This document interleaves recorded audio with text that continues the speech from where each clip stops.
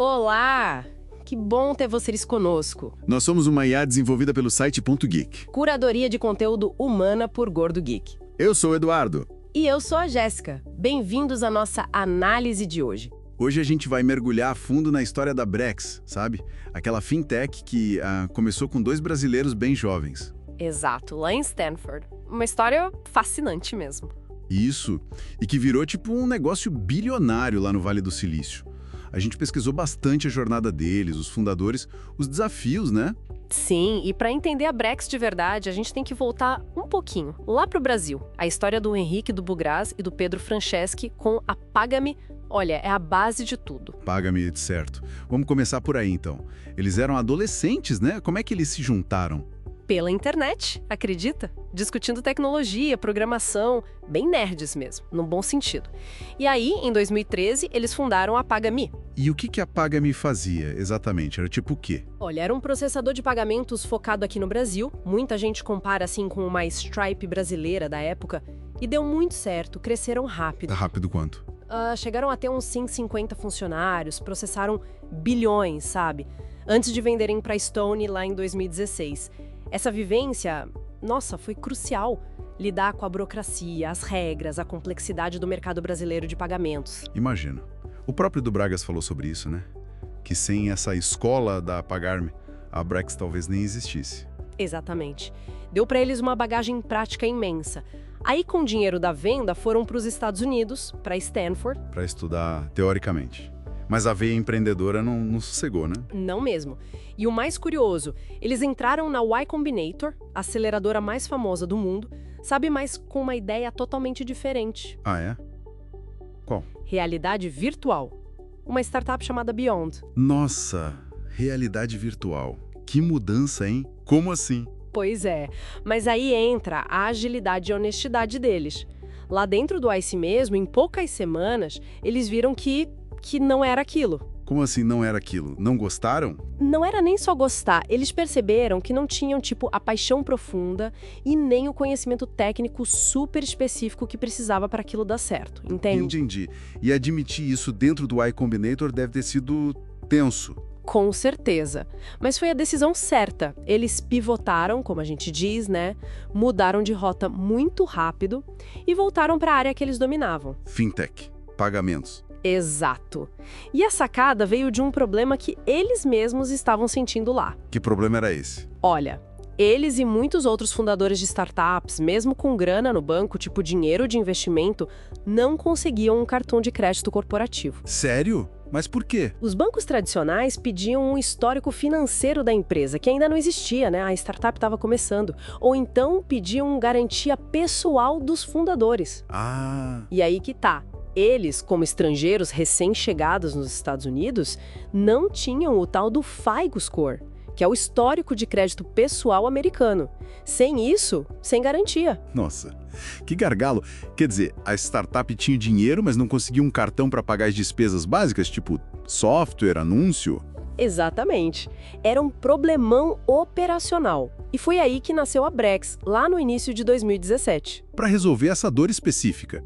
E qual foi o produto inicial deles, então? Um cartão de crédito corporativo, mas totalmente pensado para startups. As grandes sacadas foram, primeiro, sem exigir garantia pessoal dos fundadores.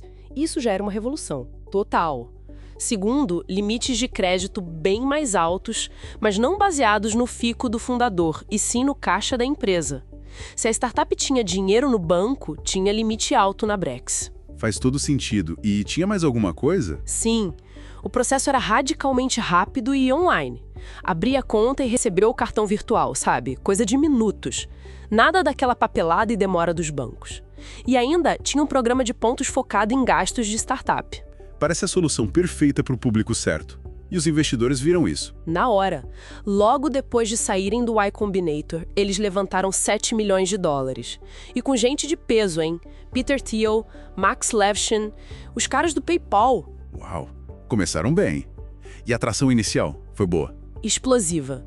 Em 5 meses, já tinham 1.000 clientes. E aí foi uma captação atrás da outra. Ao longo dos anos, levantaram mais de 1,5 bilhão de dólares. 1,5 bilhão?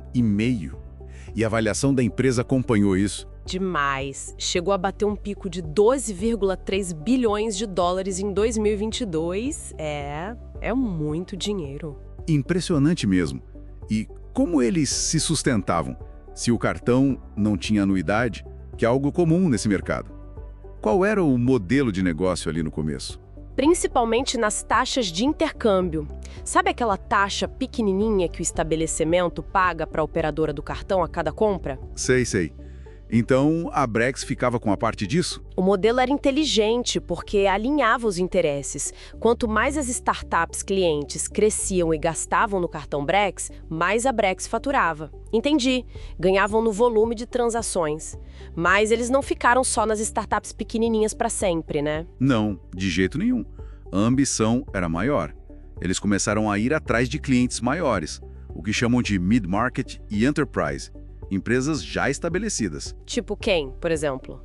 Nomes grandes como Anthropic, Arm, Robinhood usam ou usaram Brex. E não era só o cartão.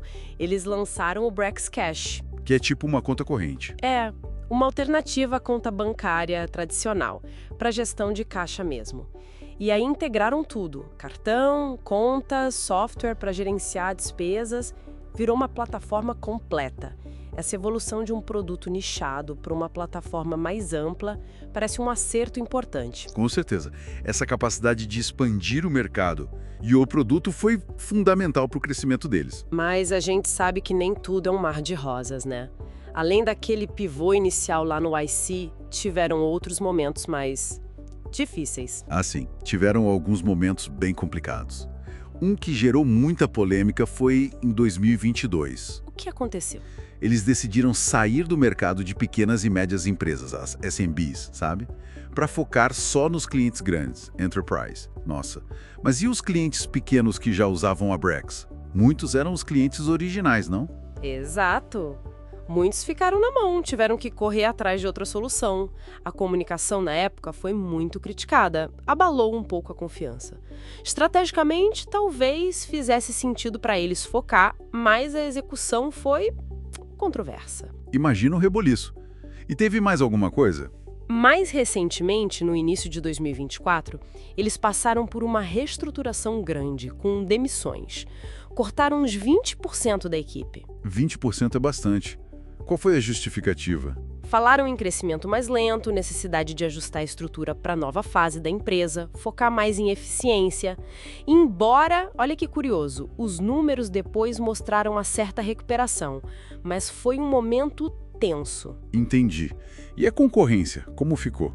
Imagino que outros viram o sucesso deles e quiseram entrar nesse mercado. Com certeza. A concorrência apertou bastante. Surgiram outras fintechs com propostas parecidas, como a Ramp, que cresceu muito rápido também, e os bancos tradicionais, né? Começaram a acordar e a tentar oferecer soluções melhores.